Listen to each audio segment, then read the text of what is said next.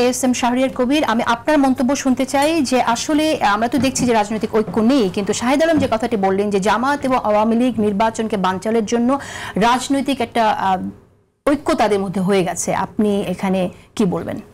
July, hostage, blackmail এত তাড়াতাড়ি শুনতে হবে এটা আশা করে টকশোতে আসিনি, কিন্তু শুনতে হচ্ছে। এটাই নির্মম, এটাই নির্মমতা।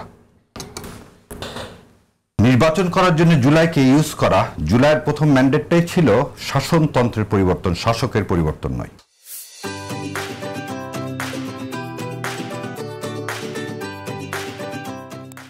জামাত আওয়ামী লীগ একই ফুটিং, এই ধরনের কথাবার্তা যারা আওয়ামী লীগ বয়ান তৈরি করবে, যারা আওয়ামী লীগকে পুনর্বাসন করতে চাইবে, তারা এই ধরনের বয়ান কারো না কারো স্বার্থ রক্ষা করার জন্য তৈরি করবে, এটাতে আমি আশ্চর্যান্বিত হই না।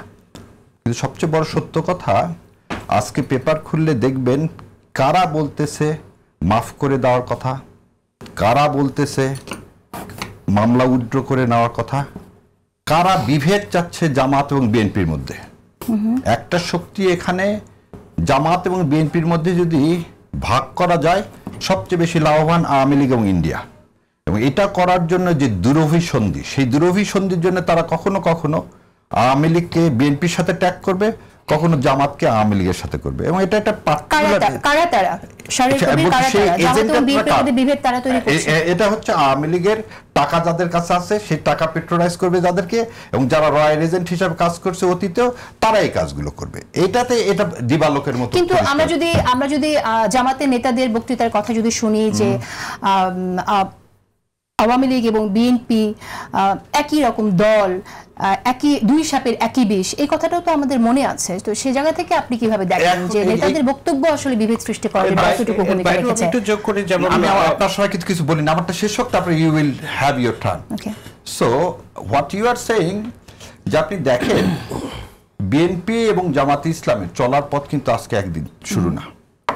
বাংলাদেশের রাজনীতির সাথে প্রতারণা আওয়ামী লীগ করে এই ভারতের ড্রাফটেড কনস্টিটিউশন দিয়ে আমাদের সাথে প্রতারণা শুরু, এবং তারপরে শহীদ রাষ্ট্রপতি জিয়াউর রহমান প্রথম রিকনসিলিয়েশন করলেন।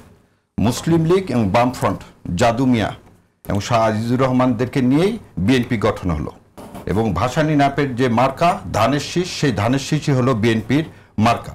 সো এই যে রিকনসিলিয়েশন, এই যে বিবাহ, মানে বহু গণতান্ত্রিক ধারা, সে ধারা শুরু হলো, এবং তারই পরিপ্রেক্ষিতে দীর্ঘদিনের বিএনপি এবং জামাতের একটা কি রাজনৈতিক, খালি বিএনপি জামাত বলবো না, গণতন্ত্রের স্বার্থে রাজনৈতিক দলগুলো যতক্ষণ শেখ হাসিনা মনস্টার হয় নাই বা ভারতের পেট্রোনাইজ হয় নাই, ততক্ষণ পর্যন্ত আমরা চলে এসেছি। এটার একটা উদাহরণ দেখেন, 90 সালে 3 দলীয় ঐক্যজোট সাইন করছে, তারপরে 91 সালে ইলেকশনের পর জামাত ইসলাম মানে কোনো রকম কোনো বেনিফিট না নিয়েই নিঃশর্তভাবে বিএনপিকে সমর্থন করেছে।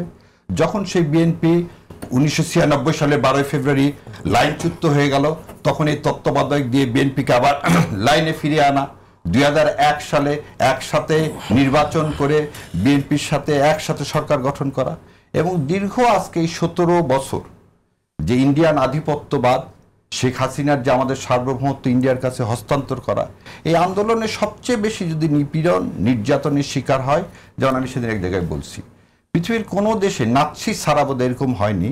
আপনি মা বোন, সেজন্য এই উদাহরণটা দিচ্ছি।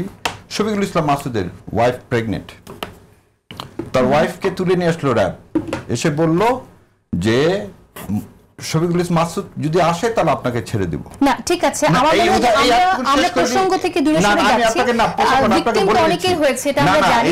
এই বিষয়ে এটা একটু বলে 1 সেকেন্ডও লাগবে না, কারণ আপনি যখন জামাত এবং আওয়ামী লীগকে এক জায়গায় করতে চান, এই গল্পটুকু শুনলেই মনে হয় আপনার আর এই বিষয়ে কথা বলার কোনো সুযোগ থাকবে না। খালি আপনাকে একটুকুন বলে দিই, বাচ্চাটা জন্মগ্রহণ করলো, ডাক্তার বললেন যখন এই বাচ্চা মারা যাবে, শফিকুল ইসলাম মাসুদ এসে দেখতে পারলেন না তার বাচ্চার মুখ, দাফন করা তো অনেক দূরে। তো সেই লোকগুলো বাংলাদেশ জামাত ইসলাম করে, যা তাদের সন্তানকে দাফন করতে পারেনি, যা তাদের সন্তানের মুখগুলো দেখতে পায়নি। সো তাদেরকে যদি কেউ বলে যে জামাত এবং আওয়ামী লীগ এক, তাহলে এটা তাদের হয়তো কোনো ম্যানিফেস্টো আছে, সেই ম্যানিফেস্টো বাস্তবায়নের জন্য ইন্ডিয়ার কারণে এটা করতেই পারে।